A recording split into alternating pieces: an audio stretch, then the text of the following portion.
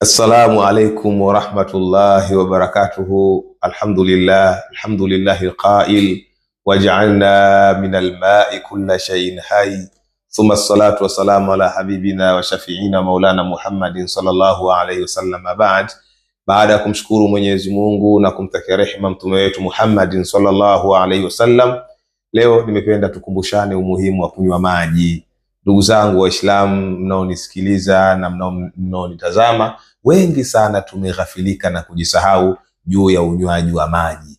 Mwenyezi Mungu Subhanahu wa Ta'ala ameweka aya kabisa katika Qur'ani kuonesha umuhimu wa kunywa maji pale aliposema waja'alna minal ma'i kulla shay'in hayy, kwamba Mwenyezi Mungu Subhanahu wa Ta'ala amejalia kila kitu kilichokuwa hai kitokane na maji.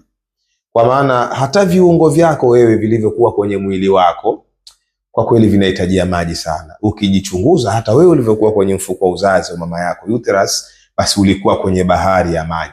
Lakini hata asili yako wewe umeumbwa kwa maji. Kwa hiyo tunajisahau sana ndugu zangu katika imani. Tujitahidi tunywe maji kwa wingi. Ndio wataalamu wetu walisema toba kiwango cha kunywa maji ni kiwango gani? Wakasema unapima uzito wako alafu unagawa kwa 20. Kwa mfano mimi nina kilo 60 nagawa kwa 20. 60 ukigawa kwa 20 unapata 3.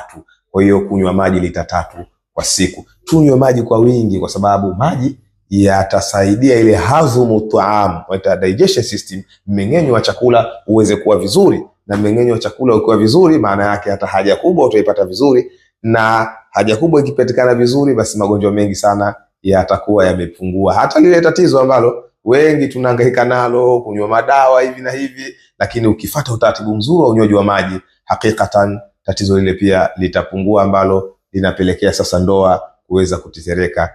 Nilikuwa nakumbusha umuhimu wa kunywa maji, kwamba tunywe maji kwa wingi kwa mujibu tulivyoelekezwa. Bila tawfiki wa assalamu alaykum wa rahmatullahi wa barakatuh.